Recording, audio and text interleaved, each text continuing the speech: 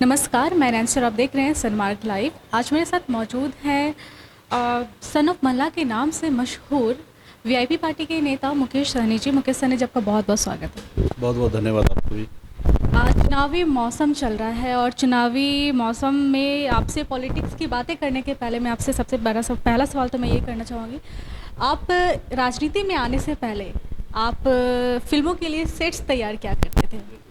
ऐसे में आपका राजनीति में आना मतलब कैसे, क्या हुआ जो आपको लगा कि नहीं मुझे राजनीति में आना है?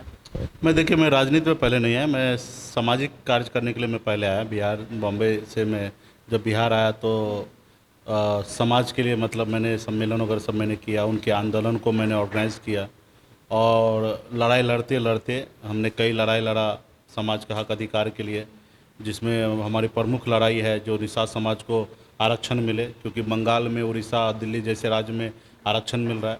तो वहाँ से लड़ाई लड़ते लड़ते और आवाज़ बहुत मैंने चिल्लाया, अनशन पे बैठा, लाठी डंडा खाया, लेकिन मेरी बात को कोई सुनने वाला तैयार नहीं हुआ।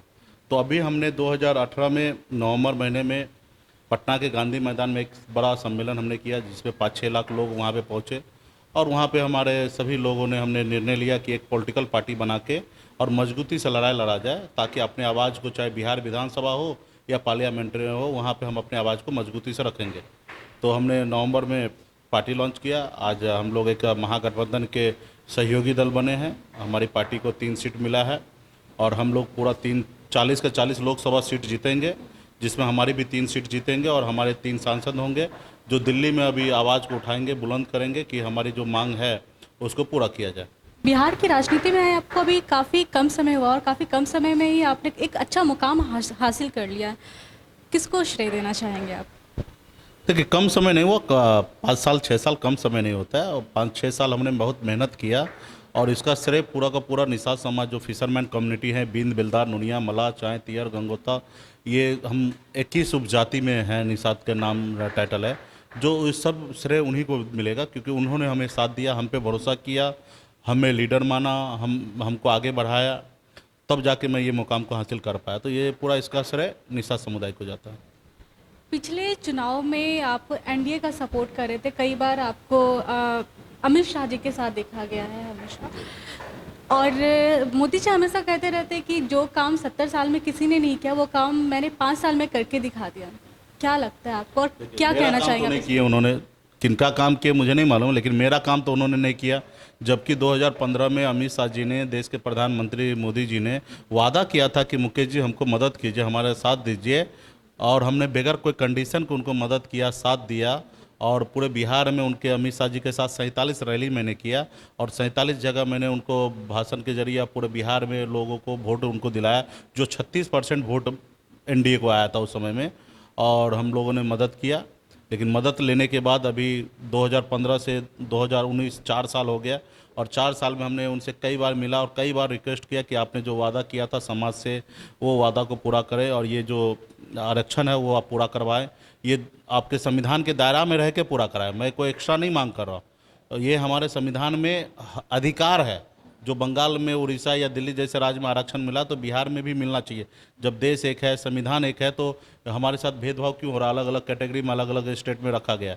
तो वादा करके भी उन्होंने पूरा नहीं किया, तो मुझे लगता है कि फिर जनता का किसका काम पूरा किया? किसी से वादा नहीं। उन्होंने वादा किया 2 करोड़ युवा को नौकरी देंगे हर साल में, 5 साल में मतलब 10 करोड़ युवा को नौकरी। 10 करोड़ का मतलब होगा एक पंचायत में 1000 नौकरी, 10 नौकरी भी नहीं दिया। काला धन लाएंगे, 15-15 लाख रुपए हर आदमी को, व्यक्ति को मिल सकता है, इतना पैसा काला धन आएंगे, ना काला धन आया, ना किसी को 15 लाख रुपया मिला। तो तमाम, उनको चुनाव जीतने के लिए पॉलिटिकल पार्टी झूठ बोलते हैं, ये मैं भी मानता हूं कि पॉलिटिकल पार्टी झूठ बोलते हैं, तो झूठ बोलने का भी एक सीमा होता है कि जहां 100% है तो 95% सही होता है, 5% झूठ बोल के काम निकाल लिया जाता है। वीआईपी पार्टी अभी नई पार्टी आई है, आप अभी तुरंत बोल रहे हैं कि पॉलिटिकल पार्टी झूठ बोलती है, पॉलिटिशियंस मतलब झूठ बोलते हैं। आप कितना झूठ बोल रहे हैं इस पार्टी को लेकर के आए हैं? आपने जो वादे आप जो करने वाले हैं, जो कर रहे हैं वादे, कितना प्रतिशत इसमें झूठ है और कितना प्रतिशत इसमें सच है, ये बताइए। देखिए, कुछ चीज़ें मजबूरी होता है, 2-4% हर पॉलिटिकल पार्टी को माइनस बैलेंस करके चलना पड़ता है। जैसे कार्यकर्ता है, परेशान कर रहा है, हमको भी टिकट चाहिए, तो ठीक है देते हैं, लेकिन समीकरण नहीं बैठता है तो दूसरे को टिकट दे दिया जाता है, ठीक है। तो उस जगह पे थोड़ा सा, और उसको डायरेक्टली अगर बोल देगा तो थोड़ा समस्या हो जाता है।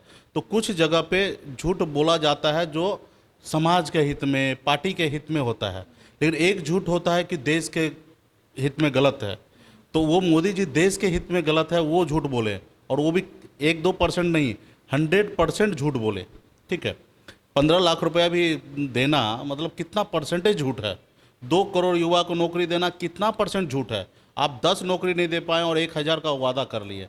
हाँ, आप अगर 10 नौकरी का वादा करते 8 पूरा कर देते तो मैं मान लेता कि ठीक है, लेकिन आपने 1000 नौकरी देने का बात किया एक पंचायत में भारत में, और एक पंचायत में 10 भी नौकरी नहीं दिया। तो इतना बड़ा झूठ मुझे नहीं लगता कि देश में या दुनिया में कभी किसी ने बोला होगा। महागठबंधन में हमेशा उथल पुथल देखने को मिल जाता है, हमेशा कुछ ना कुछ ऐसी खबरें भी चलती रहती है। आपकी पार्टी वीआईपी पार्टी के नाम से है, और महागठबंधन में आपको वीआईपी की तरह रखा भी जाता है। जीतन राम मांझी को जितनी सीट्स मिली है उतनी आपको भी सीट्स मिली है। आपको लगता है कि हाँ सच में अब भाई आपकी पार्टी का नाम भी वीआईपी, और आपको वीआईपी आपको ट्रीटमेंट भी मिल रहा है इस महागठबंधन में? नहीं, देखिए, लोकतंत्र में जिसके पास ज़्यादा संख्या हो वो वही व्यक्ति वीआईपी है, क्योंकि आपके और हमारे वोट से ही देश का प्रधानमंत्री हो या राज्य का मुख्यमंत्री बनता है। तो लोकतंत्र में जिसके पास ज़्यादा संख्या वही व्यक्ति वीआईपी है। इसलिए हमारी पार्टी का नाम वीआईपी है, क्योंकि हमारे पास ज़्यादा संख्या है और हम जो समाज को, समुदाय को लीड कर रहे हैं वो 15.79% वोट बैंक है।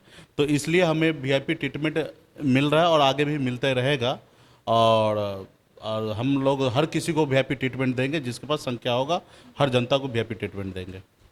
एक बात और चर्चा में है कि महागठबंधन में कांग्रेस को 9 सीटें मिली है। ये कांग्रेस को बिहार में कम आंकने के लिए ऐसा किया गया है, और वीआईपी को 3 सीटें दी गई। इसमें क्या कहना चाहिए? नहीं, ऐसा कुछ नहीं है। देखिए, 40 सीट है और जिसका जितना बिहार में जनाधार है उस हिसाब से उनको जगह मिला है, और कम तो कांग्रेस को कभी मान ही नहीं सकते। देश का बहुत पुराना पार्टी है, 150 साल पुराना पार्टी है।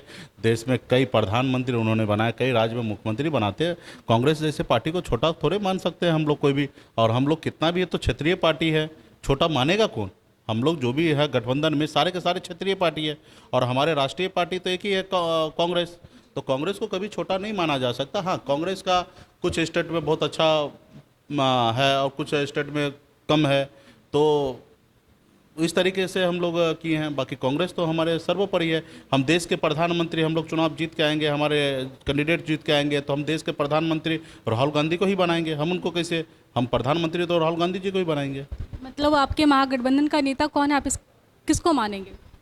महागठबंधन का नेता हमारे दिल्ली की अगर बात करेंगे तो राहुल गांधी जी हैं। बिहार की अगर बात कीजिएगा तो बिहार में हमारे सहयोगी दल में सबसे बड़े सहयोगी दल आरजेडी है, और आरजेडी को तेजस्वी प्रसाद यादव जी लीड कर रहे हैं, तो वो बड़े लीडर है।